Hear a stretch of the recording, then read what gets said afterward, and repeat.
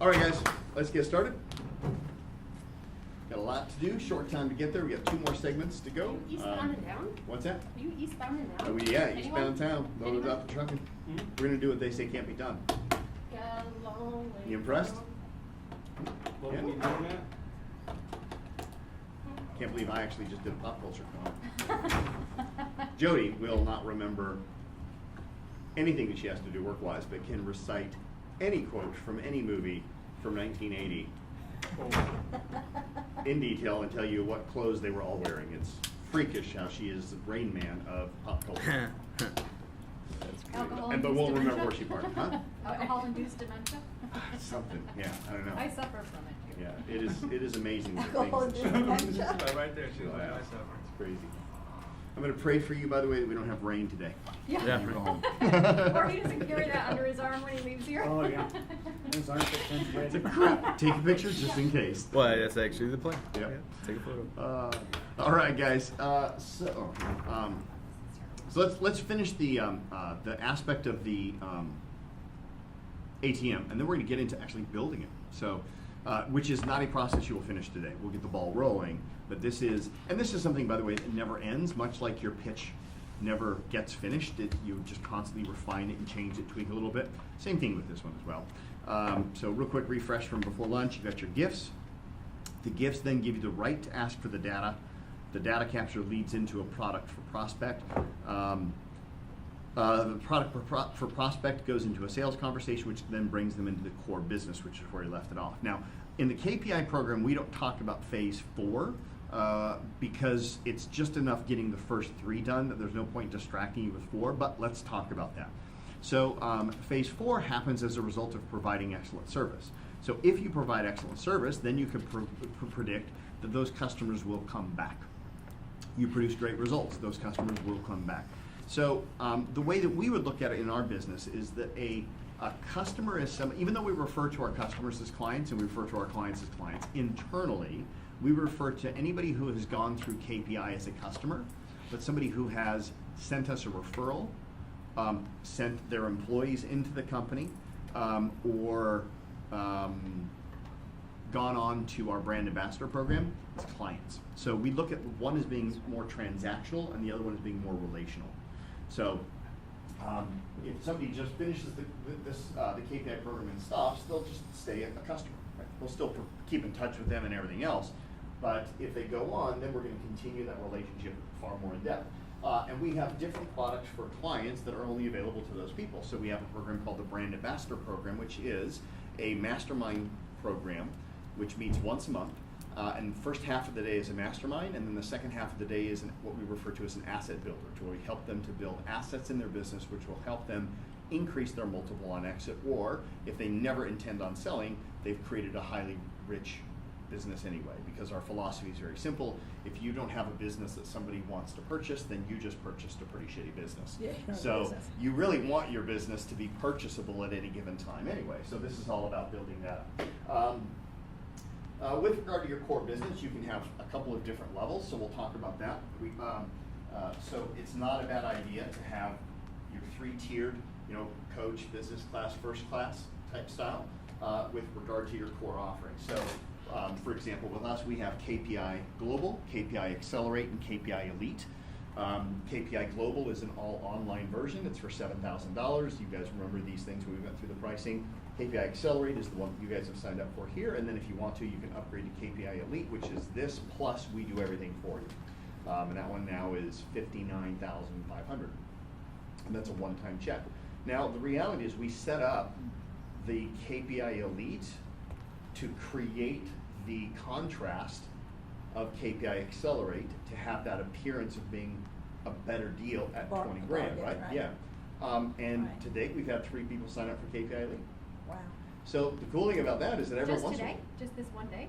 No. No. Oh, 2 days. Year Just to two date. days. 2 days. Yeah, Sorry. yeah. Sorry. If that happened today, I'd have a much bigger Wow. smile.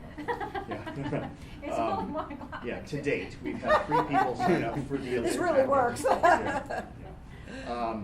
And that's an extra 150 grand in revenue that we wouldn't have otherwise had, which is phenomenal, right? So don't be shy of creating some amazing package in your core offering that you don't think anybody would ever sign up for.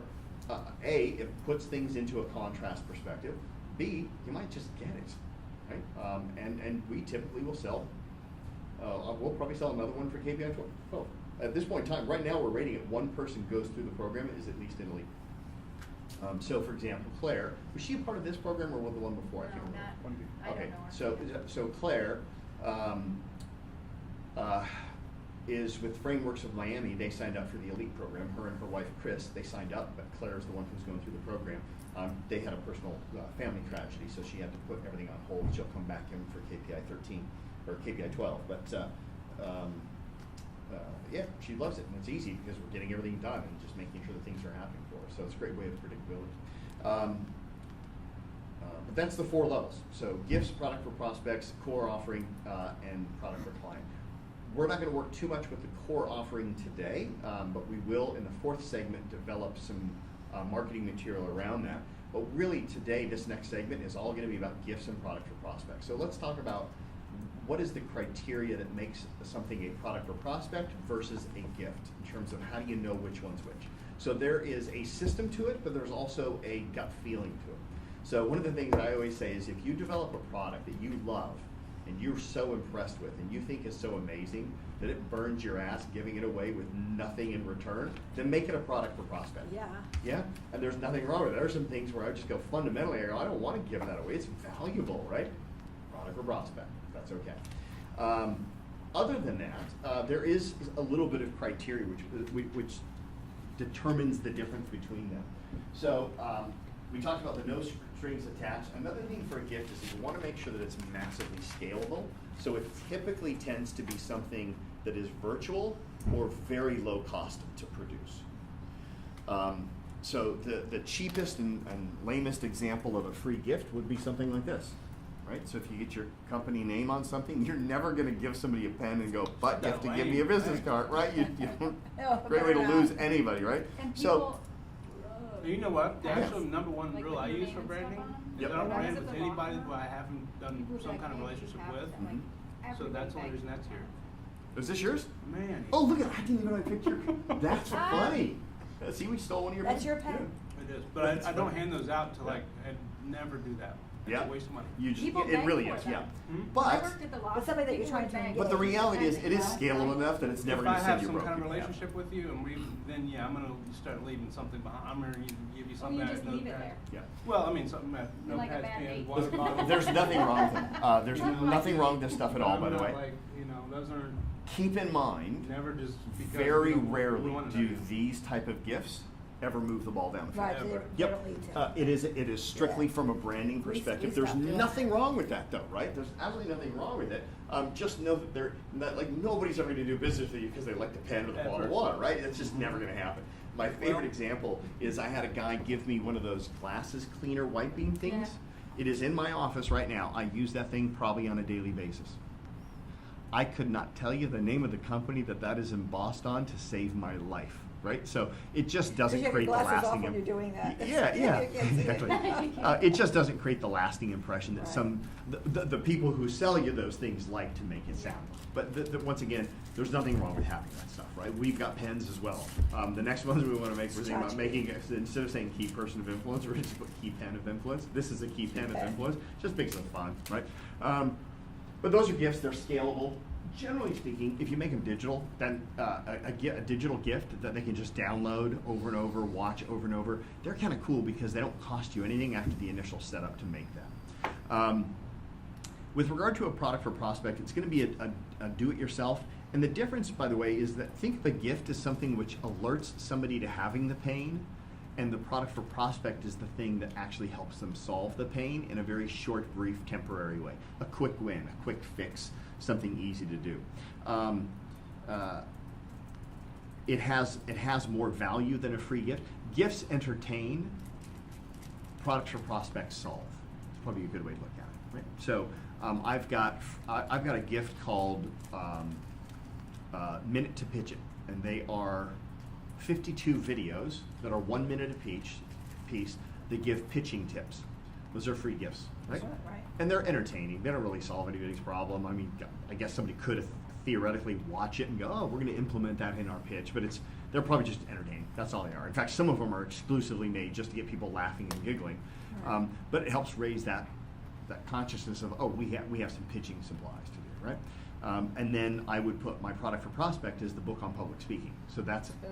the minute to pitch it leads into the book on public speaking. Quick question. Yes. So you said the gift kind of alerts them to the pain, and what did you say the product for prospect does?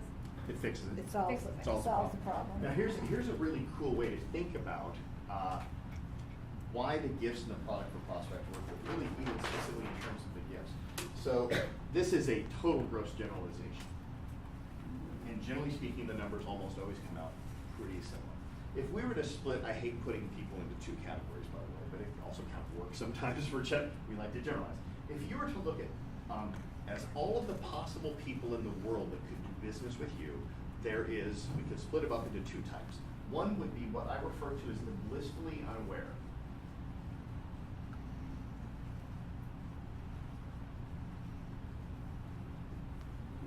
I read for you, that's people that have a lot of money and don't even know they need to give it away.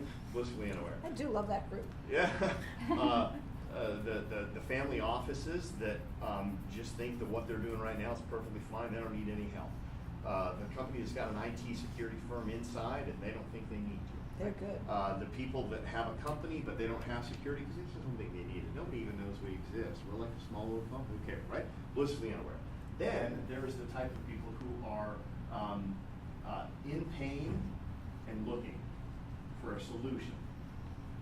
Okay, so this is the philanthropist who is starting to question their mortality and their legacy, and now they want to give away a large money. This is the person who realizes their family office has to have a succession plan in place. This is the company that just got hacked or had something fail, and they're like, holy crap, now we have to go to our shareholders and tell them why we didn't invest good money in a security system. This is the person who had their office robbed, or there was a crime committed in their parking lot, and now they're liable, and they're like, crap, we have to staff, right? Yeah. What percentage of the population do you think are, percentage group, okay?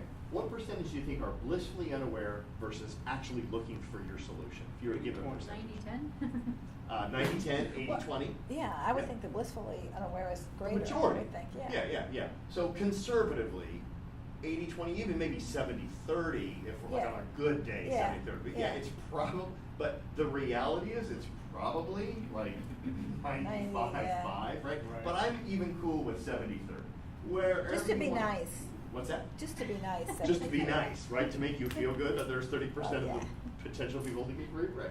But that's probably more realistic. So now here's the interesting part. So you've got 70% of the people blissfully unaware, 30% of the people are actually actively out there looking for you. Where do you spend your marketing dollars? Where do you spend your effort and your energy trying to attract or win people over?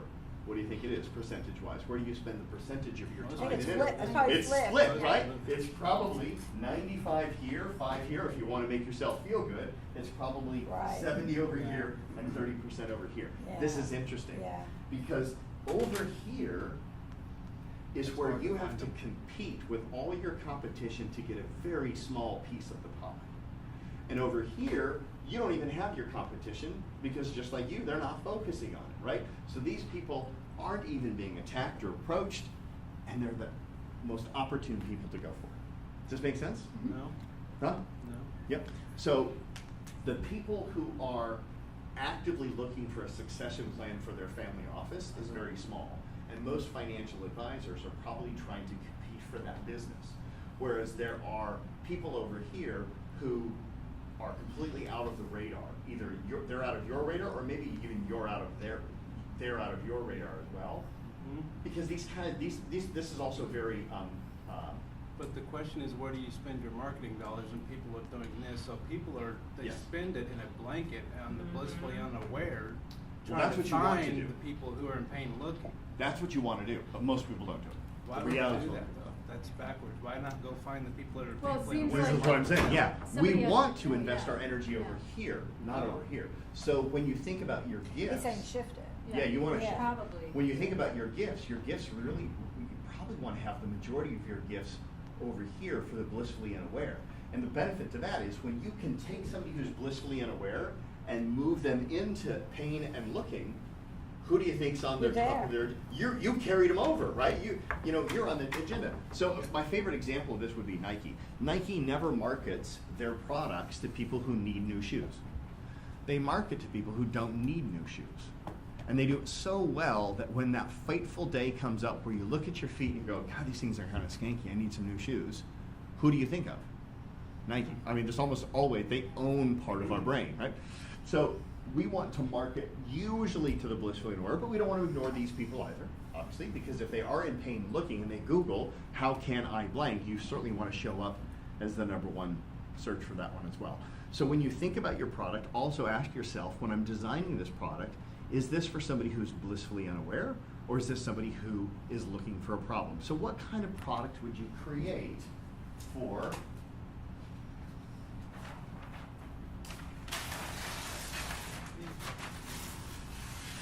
Ooh, perfect. what kind of products might you create for the blissfully unaware versus the in pain and looking? Well, if I'm in pain and looking, I'm going to look for, I might really like something like 7 things to ask your financial advisor.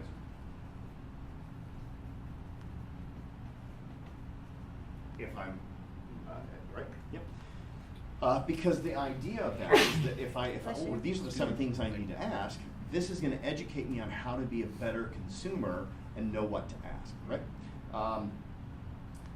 Another one could be something like how to know if your charity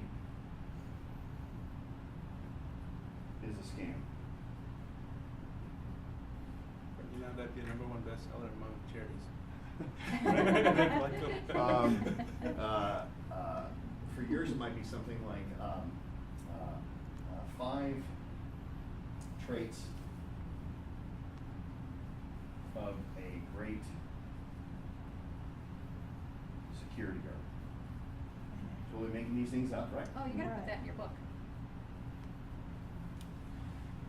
For the security might be something like 3 critical components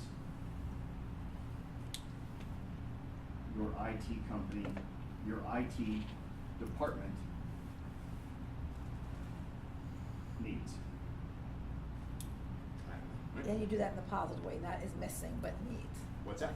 You don't do that like what your IT department is missing, it's what they need because you're. Well, or for could me, be I like- might create both, because some people will respond to one Oh, message that's or what I the was other, wondering, yeah. Over here for the blissfully unaware, this is a little bit different, because this person doesn't have any of the problems, right? So this one, these are a little bit more creative. You have to craft them and title them in a way that somehow appeals to their blissfulness, but then wakes them up in the thing, right? So it might be something like, I'll stick to these here. Okay, so financial advice. Enjoying 11 years market run. What's that? Enjoying 11, 12 years market run. Say it again. Enjoying 11 or 12-year market run. What would the article be then? Well, we're going to go back to our crash from to tying back into pain of a crash.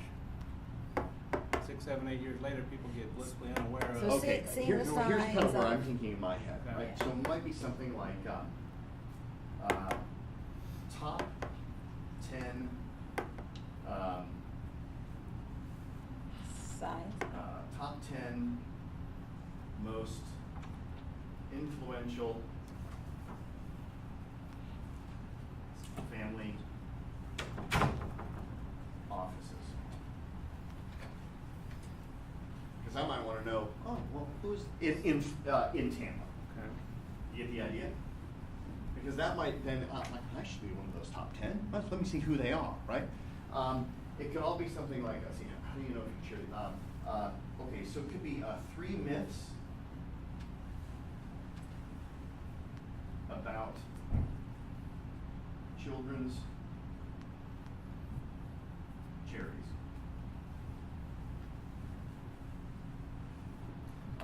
could be top 10, this would be top 10 traits of wealthy men over 60. Now, in that, by the way, in this document of the top 10 traits of the wealthiest men over 60, 9 of them might be totally unrelated to being philanthropic.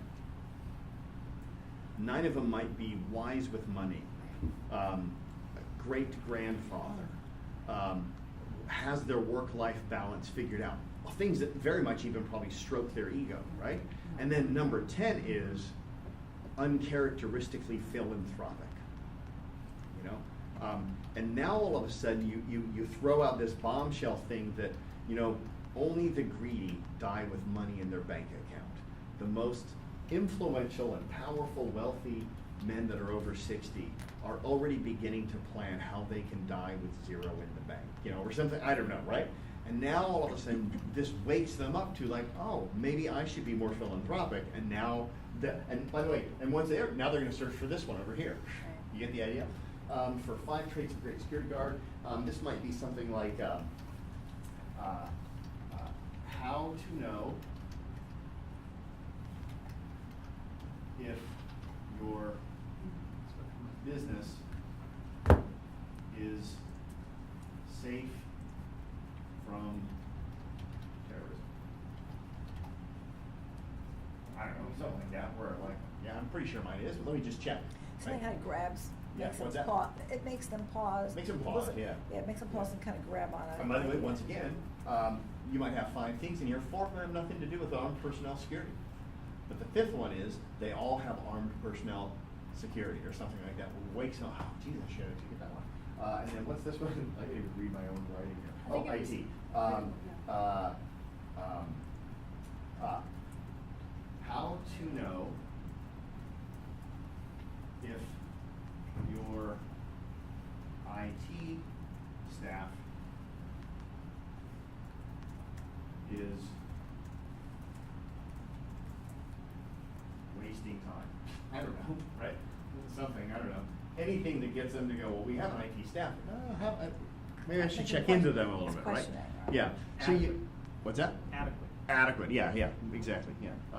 So oftentimes these blissfully unaware things are things like myths, traits, personality types, behaviors that kind of reveal things, whereas the pain and looking are consumer reports. Here's the things to look out for. Here's the things to avoid when buying armed personnel security. Here's the 3 most common mistakes people make when blah. In fact, you know what, you could also even look at this way. You could think about like the 7 thinking mistakes that you created are for people who are blissfully unaware. Yep. Mm-hmm. The 7 action mistakes are for people who are now doing something so bad they realize, this is creating some problems, right?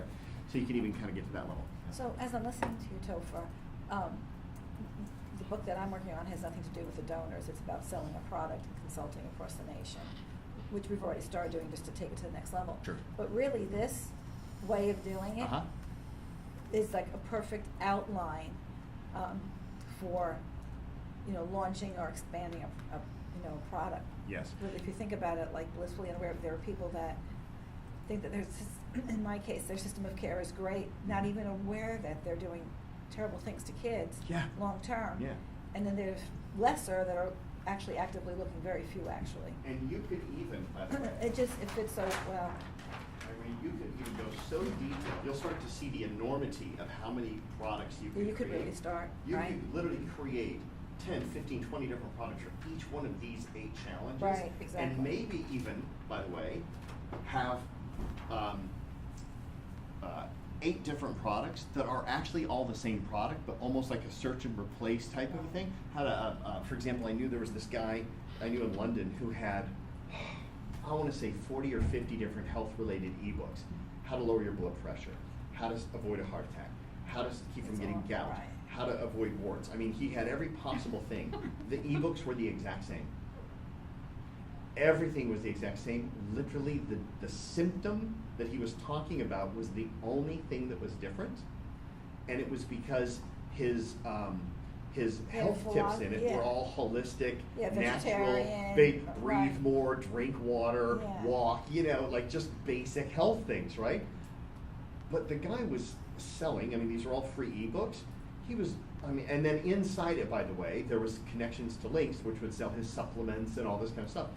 The guy was pulling in 50, 60 grand a month just in selling supplements from these 42 books that would be downloaded thousands of times a day because he was brilliant with his old SEO and all that stuff. Now, in my opinion, I firmly believe that key people of influence create a full and remarkable solution for a very real problem, and that's not a full and remarkable solution. So I'm not really in favor of that, but there's lessons to have learned from that, I guess, is kind of the way to look at that.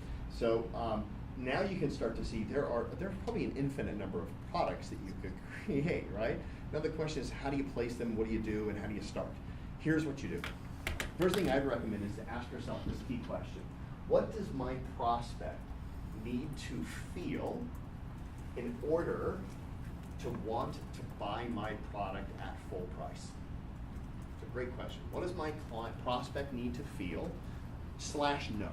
What do they need to feel? What do they need to know in order to buy my product or service at full price? The answer to that question will be the products that you create for your products for prospects. I'm going to show you an example actually of this, if we have internet now.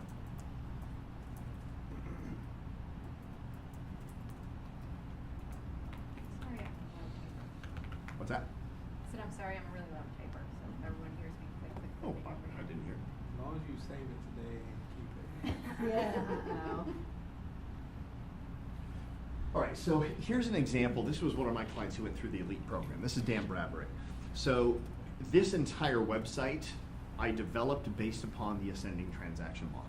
So he offers mastermind programs that are range between, I want to say, 12,000 pounds, 20,000 pounds, and 50,000 pounds or something. I'm not exactly sure how much he charges, but they're all high ticket items for substantially successful business owners.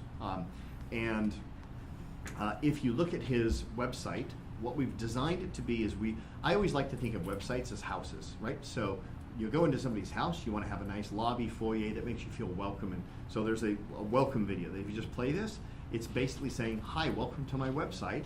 Please look around. I've got lots of great things for you here, many of which are free. In fact, click on the free resources to get started. That's essentially what that video says. But you can also just scroll down, and here's all 4 of his free resources right here as well. So we got a lot of redundancy in there. And actually, I think if you keep going down, then there's one of his product for prospect as well. But let me just kind of roll this through here and show you how this works. So if you click on free resources, I'll reverse engineer. So he created 4 free products. One's the multiplier effect. One is how would Richard Branson run your business? By the way, which is designed for the people who are blissfully unaware. Right? They don't even know they're in pain. 2 indispensable fast growth strategies, sexy side of business finance, and the multiplier effect. If you click on any one of them, you can read more, and then what will happen is there's a video. And now you can watch the video, and notice there's no pop-ups. Notice there's no annoying, you have to get this to give, you have to give me something to get this. Now, with the way the internet's going right now, I'm not sure if we'll be able to watch it effectively.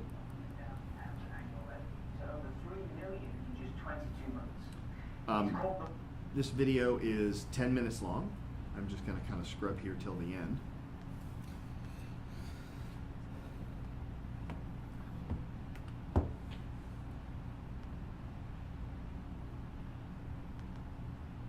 In the book, I cover a variety of different fire effects. If you've enjoyed this video, look around.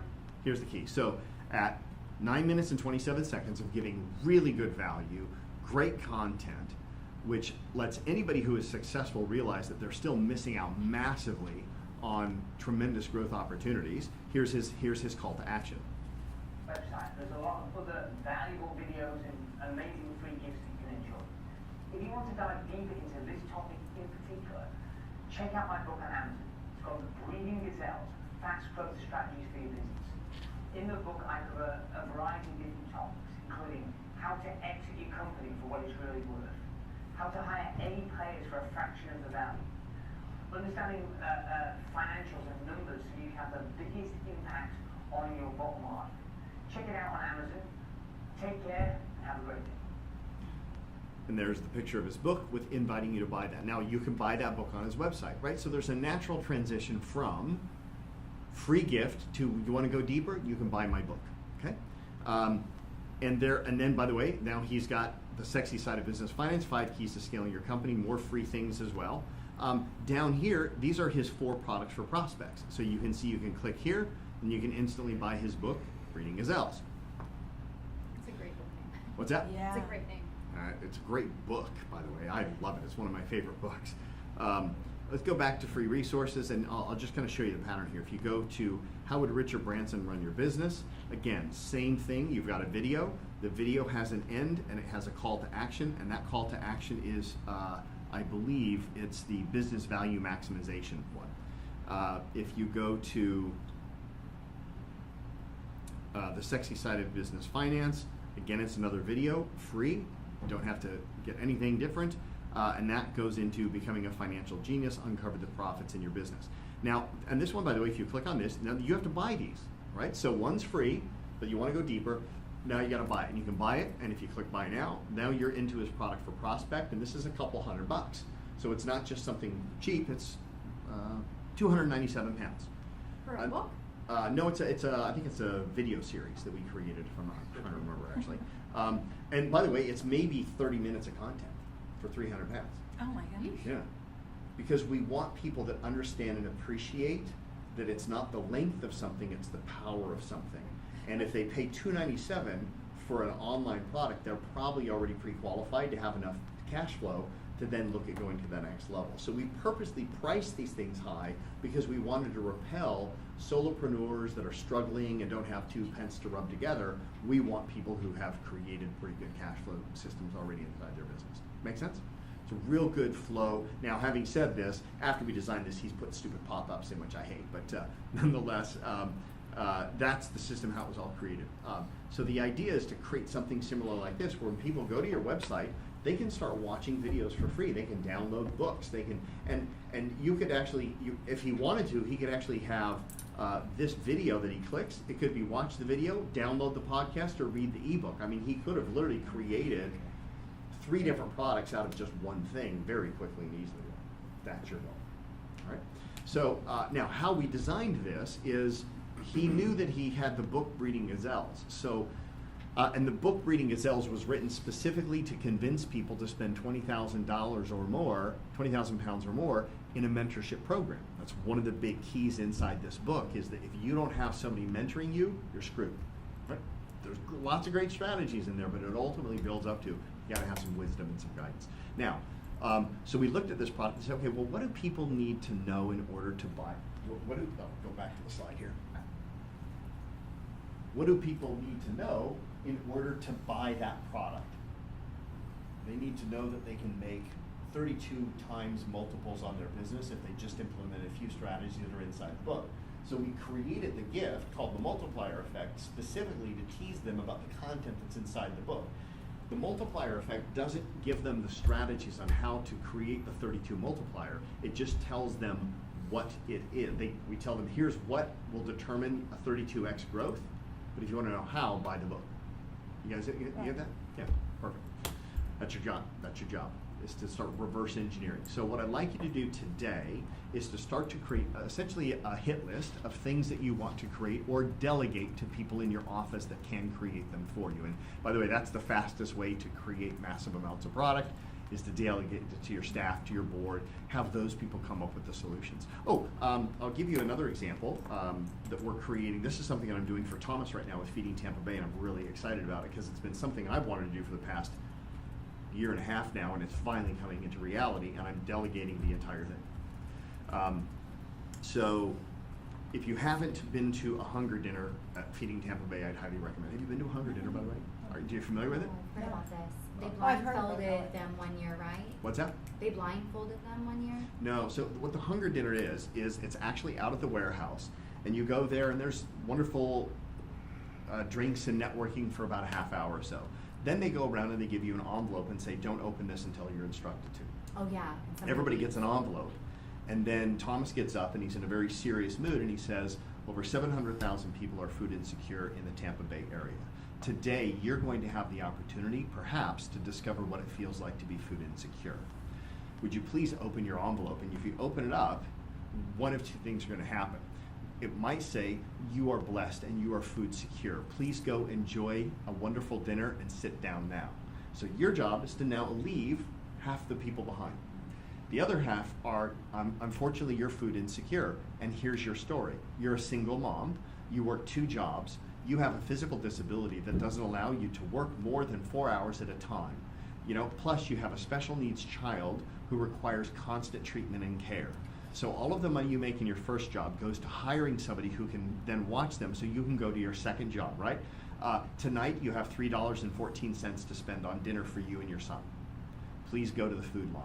And then the other half goes to this buffet, which has prices on it, and they have to allocate their $2 or their $3 to buy whatever food they can get on a paper plate.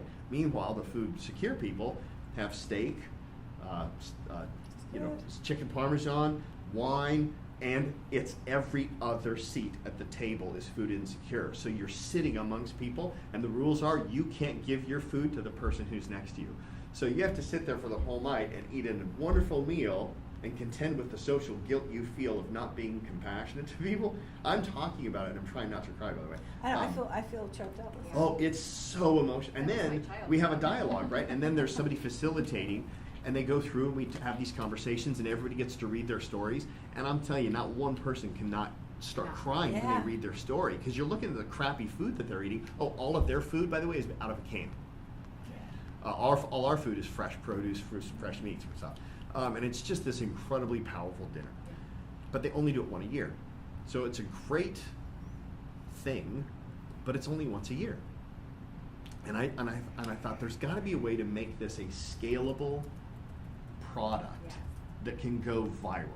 So now what we're doing is we're creating a thing called the Hunger Dinner Party Kit. Because there's this subculture of people that love to smart. throw Party themed with a dinner pur- parties. Party with a purpose. Party with a purpose, I already right? want it. Yeah, yeah. And what we'll do is we'll have this box, and it'll be a beautiful box, a minimum donation of $100, $150. Open it up, and it'll have 10 name tags that are, say, loser, lazy, ingrate, Yeah. criminal, all these kind of things that we like to label people that are food insecure. And there will be the cards inside.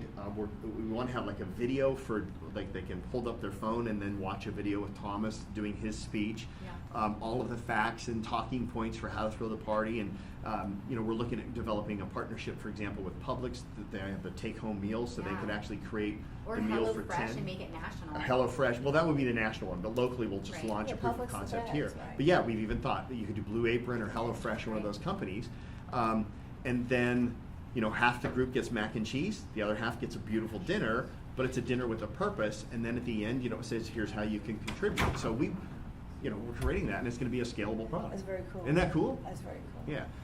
There's things you can do in yours as well, right? There's things like that where you just got to get creative and think, okay, well, wait a minute, what's our big fundraiser? What do we do there? Is there a way we can scale that and break it small and have individual groups do that all the time? Essentially, your own individual ice bucket challenge, right? And at the end of it, by the way, there will be a link for you to buy your own Hunger Dinner kit. They'll be reusable, of course, because you can just reuse all the things. But that's the product now that we're creating, which will be a wonderful product for Prospect. Yeah. And I heard at the end of that dinner, though, one of the even more profound pieces was that one of the person sitting at your table was actually somebody it was their story. And they get up and leave first. Oh, yeah, no, that doesn't happen now. Maybe it did happen, Oh, but there okay. are people who show up that night, Uh-huh. and you very well could be reading their actual story. Their actual story, yeah. Yeah, yeah. And then we'll have that next week at the Fork Fight as well. There will be some people who have actually been recipients of Feeding Tampa Bay and got their Right. lives back on order. It's That's always neat. ridiculously emotional. Yeah. Wow. Yeah. All right, cool. So hopefully we've inspired you to come up with some ideas. So what I want you to do is I want you to think of what are some products for prospects that you can create. Now, here's the first one, which is an easy way for everybody. Your first product for prospect is called your book. All also why we wanted you to write your book, by the way. So that's your first product for prospect. What else could you create? From video series to home study programs, to house party fundraisers. What are some things that you could do which would be some low barrier to entry, but valuable enough that people would be happy to part with something so valuable as their email address, their phone number, or some monetary effect? Does it have to be related to, like we could do events? I mean, our event, you do unrelated events, would you consider That'd be a that gift. Yeah, not a product for prospect. When you're in the product for prospect realm, it has to have a natural lead-in right into your core business. So it should be something that, quite frankly, has a very natural transition into a sales conversation. For you, it would be some sort of probably a needs assessment or something like that. It'd be the most obvious product for prospect. Your books would be products for prospects. You could have like video series products for prospects. But yeah, definitely something in the area of family offices. You know, like I would just meet with a couple family offices and say, what are the biggest problems you guys deal with on a day-to-day basis, right? So maybe one of them could even be something as simple as the one thing that we've discovered with our family office is that we have people employed that we can't fire, because if we fire them, we still have to see them at Thanksgiving, Easter, and everything else, because they're actually in the family, right? Well, then maybe a training program on how to Fire have, somebody you love. yeah, how to fire with grace intact, right? By the way, I promise you, somebody who owns a family office, I would not surprise me that 80+% of people who have family offices have at least one staff member who is a relative who is not pulling their weight. Right. Oh, And yeah. they just don't know what Always to do hear with it. them. That'd be a hell of a product for prospect for you, Andre. Yep. And by the way, the cool thing is you can already outsource this to somebody who's an expert in that field and just white label it, you know. Or do a co-authorship program with that kind of a person to create that. Yeah. Yeah. Could So you get. could it be like a, click here and do like a quick malware scan type of thing? Would that Yep, be? absolutely. Yeah. Yeah. There's really no limit to what you could do. They could be for sale. They could be for data collection. Anything and everything. Personality okay, so profiles. would you use that scan thing that I just said as a gift or a product? It Probably depends. wouldn't. It depends. First off, like if it costs you $30,000 to develop it, probably do a No. product for prospects so you could recoup your investment. Yeah.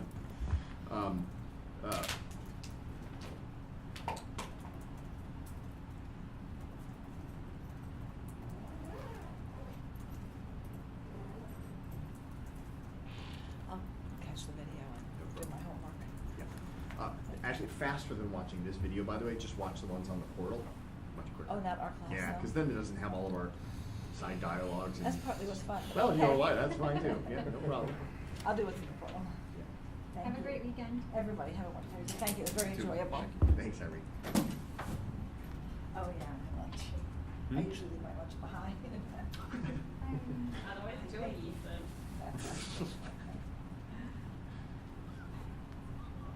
Do you need help with the door? I think I'm okay.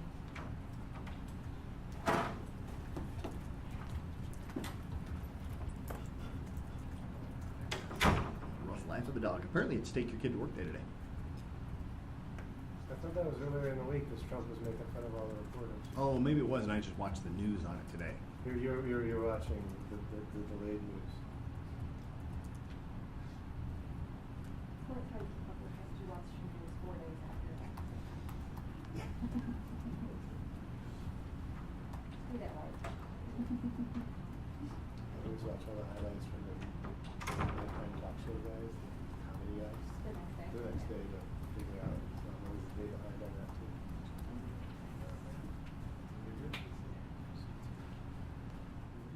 No way anyone could ever Easy. be cooler. All right, I'm guessing you guys Possibly. have ran out of ideas for products for prospects. Nowhere so- near. Okay, let's hear what you've got so far, and let's see if we can help you guys come up with a couple others. Because we're just coming up with the concepts right now. If we have time to craft them today, great, but just concepts right now. So what do you got so far? None. None. All right, cool. Let's get back to you in a second. By the way, because you'll discover that you can actually steal some ideas from other people as well. Go for it. So first of all, I did like a network scan to check the health or the like a sort of security or health of your network or your Mhm. computer. Mhm. Do that real quick, and then maybe a how-to guide on step-by-step to do your own site survey. Yep, I love that. And then I put Rob's book. Rob's book, yep, okay, cool. Is that it? That's it. All right, cool, cool.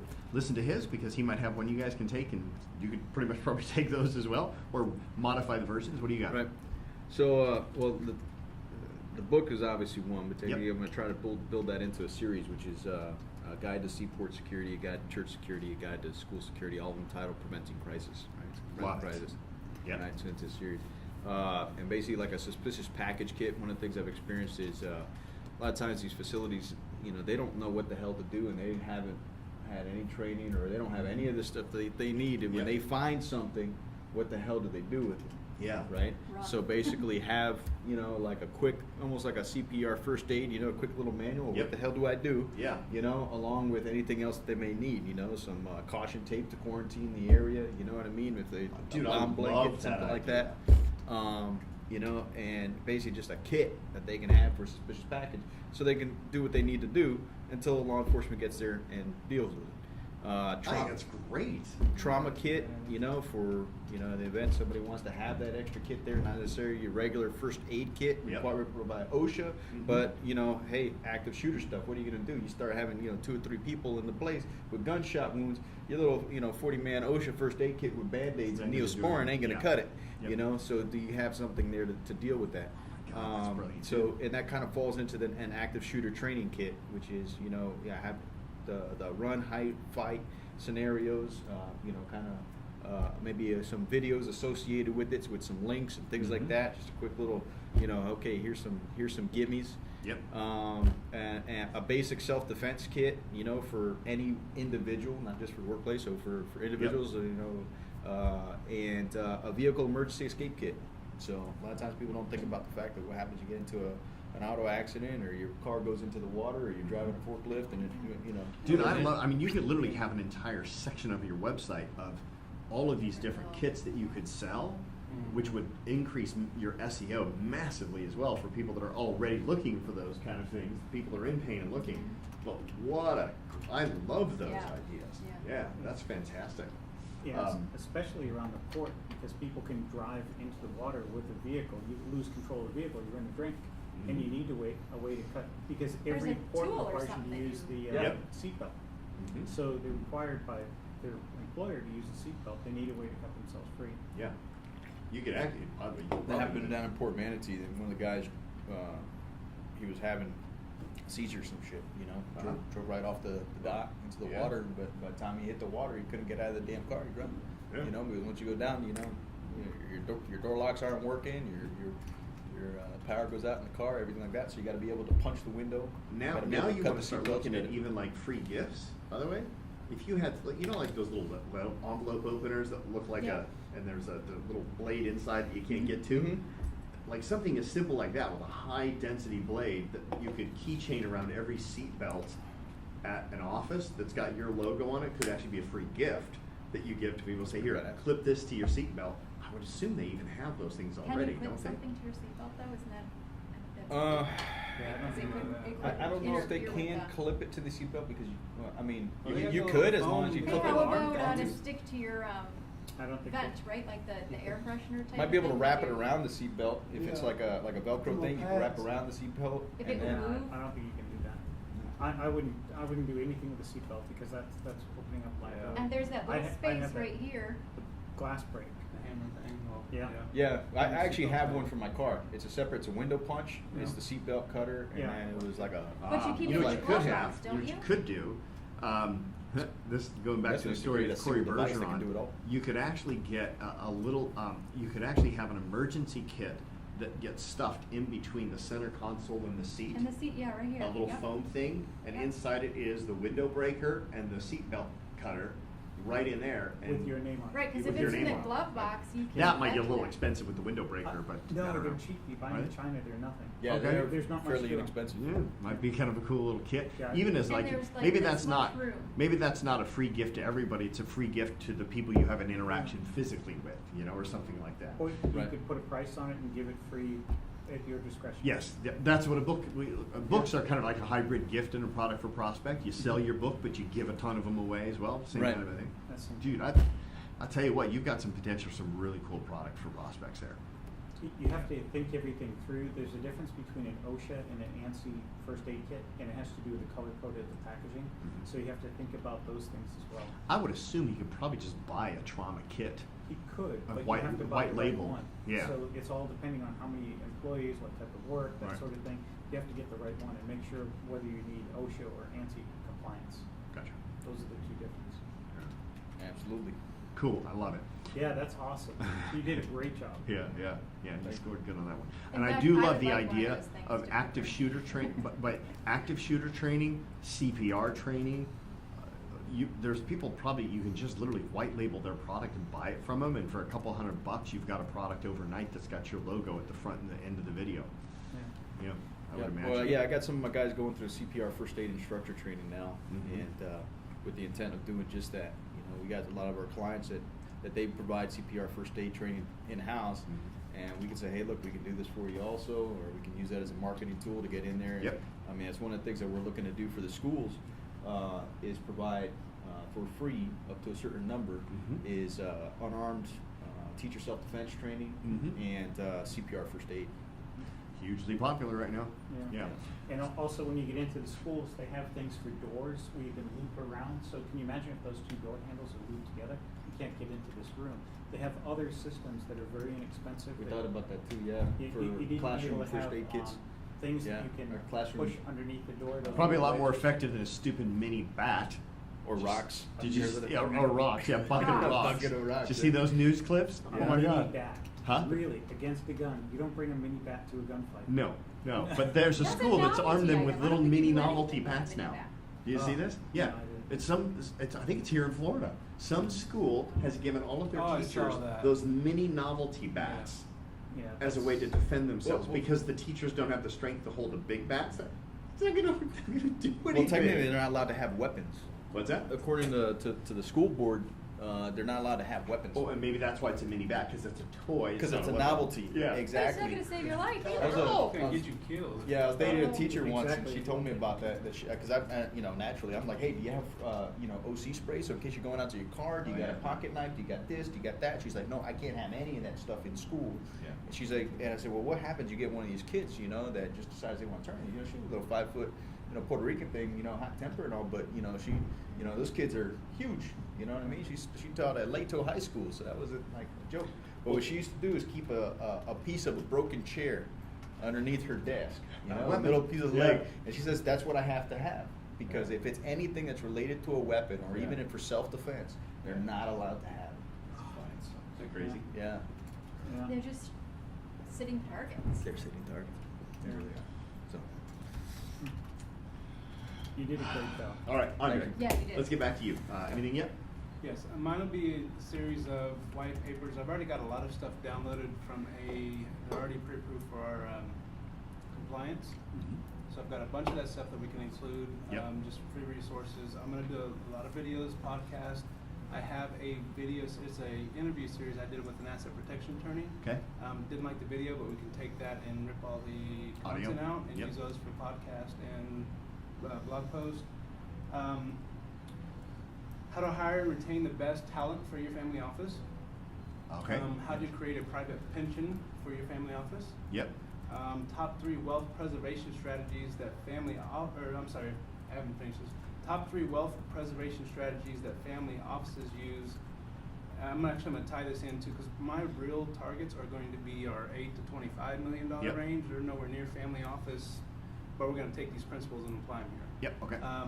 So I'm gonna create Family some- office has more. Yeah. Family office, normally you're gonna start at 100 million, Oh, yeah, okay. 3, 4, 500 million Gotcha. to 1B. Okay. And a family office is, like Bill Gates, his family office isn't, it's not ran by his family, it's investment, it's 2 or 3 people there and their investment advisor, that type of thing. Gotcha. But we wanna take these for somebody who is having, so they've got a chunk and they can use some of these techniques, so we're gonna bring that back there. Nice. So I'll create some of those. That's it. I'm still thinking through how to create something more tangible. Mhm. So I don't want it to be the assessment, all that kind of stuff, and You don't? not really. To me, that's that does lead into the core. That is a precursor to that, but Mhm. I want something else that's gonna lead into that. That sounds like a gift. Okay. Yeah. So we're just doing product for prospect now anyway. Right. So I would think some sort of an assessment or an audit or something like that would be an effective product for prospect for you. Mhm. And I think it should be something you charge for as well, if that's legal. I don't know if you're legally allowed to charge for those If it things. does a Charge that. financial plan, Right. you could charge for that. Okay, Yeah, yeah. do that. I really think, because especially if you're talking about companies that have between 8 to 25 million, they're not going to scoff at in fact, honestly, those people want to be turned off by a By a free one. assessment. That's why I right? didn't want it, right, that's Yeah. why I'm like, yeah. But if you charged a $5,000 assessment or a $2,000 assessment or something like that, it's going to appeal to them far more effectively, and it'll also kind of create this. Well, he wouldn't have the guts to just do a normal That's assessment and charge $3,000 like these other Right. yahoos doing it for free. Right. And the reality is it could be the exact same thing, and they would go, "This was amazing, well worth the $3,000," right? Got it. Yeah, Okay. You can absolutely. give them an individual roadmap. Your challenge is much more difficult than everybody else's because you have the whole compliance issue. So you can't make any promises, all that other stuff. Yeah. It all needs to be reviewed. But like Topher said, you can charge for it, man, and Right. show that as a profit center. Right. So you might as well get paid for the work you're doing, and then turn them into a client where you really get the next level of the ATM. Ooh, now, the question is, how do you price for that? Let me give you some tips on how to price for it. See if I can find my notes here.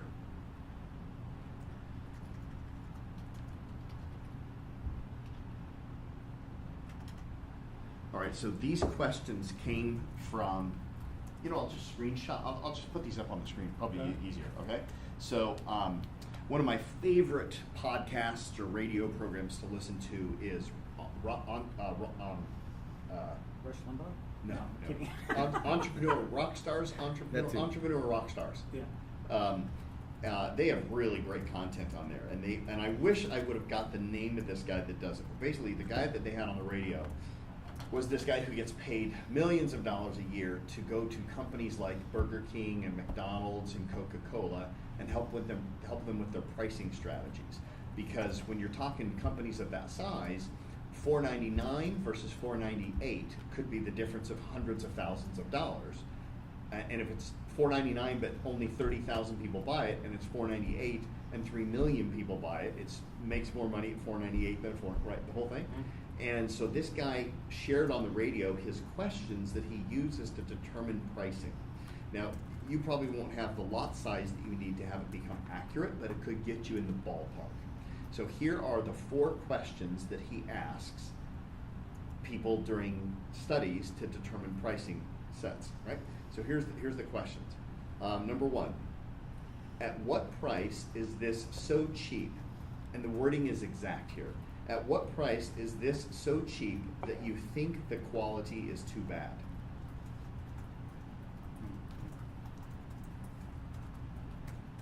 At what price is this so cheap that you think the quality is not good enough?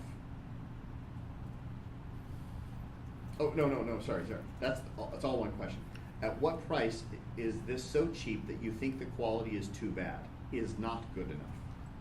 Second question, at what price is the price too high? Third question, at which price would this be a great bargain?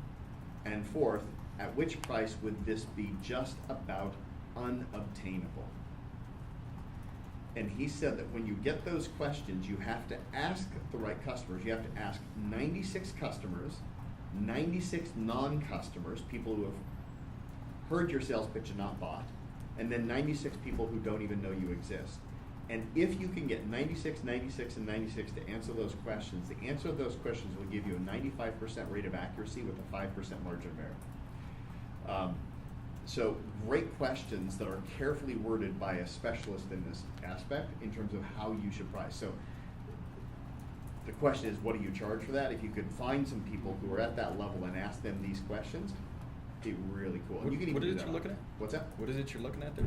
It's just a note that I have here. I'll send it over to you guys right now. That'd be fantastic. Yeah, I can just cut and paste this. It'd be a lot Those are easier. great questions. Those surveys. I actually kind of think creative marketing is most people don't charge for that because there's so much trying to just sit down and present some kind of solution that they'll buy that they're, it's free. I mean, I'll sit down and charge for a financial plan, but that's going to be minimal. So that could be actually really good. Charging 1,500 or $2 or $3 grand for a.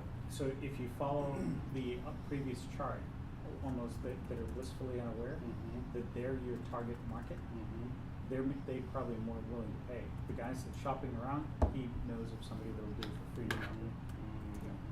So that could be the difference. I just texted you guys those questions. Okay. You've got them in your phone. Yeah. Provided you've been getting my texts. All right, cool. So I think you've got some good products now that you're thinking of. So now the next question is, and this is where you're gonna have to get a little bit more detail. Look at each one of those things individually and ask yourself the same question. What would my client, what would this prospect need to know or feel in order to be willing to pay for that or exchange an ID for that? And then to answer that question will then create the gifts that you want. Right? So you just asked that question to come up with these. Now you're going to ask the same question to ask these, which are essentially reverse engineering. So ask yourself the same thing and see if you can start to come up with a list. Now, the hint here is that a lot of these things are going to be these types of products here. 7 stupid mistakes, top 10 tips, 5 myths, 3 traits, all those types of things. But get more creative as well and think of what are other things. A cup of coffee is a free gift.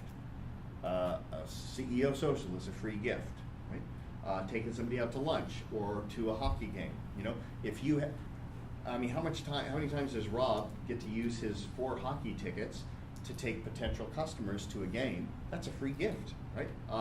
It's a very expensive free gift. What's that? That's a very expensive. That's more of a product for a prospect. Yeah, well, but I mean, it doesn't cost him necessarily anything. I mean, there's an exchange of services that you get for those tickets, but you know, he's got the tickets.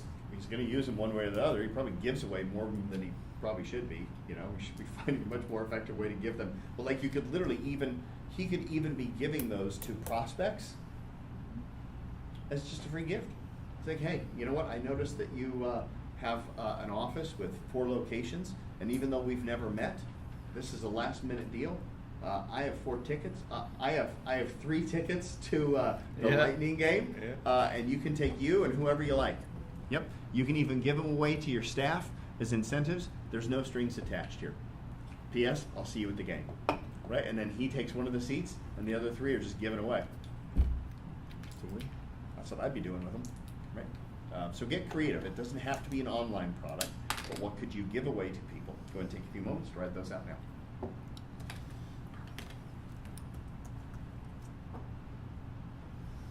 But they're supposed to relate to our products that we already have listed, right? They're supposed to create a natural progression into whatever that product for prospect is that you're answering that question about. So you're going to ask that question of each so in other words, what you say, what would my client need to know or feel in order to want to spend $3,000 on an assessment? Right? And then that answer is the product that you would create as a gift for them to get them into that level. The webinars. Yeah, probably.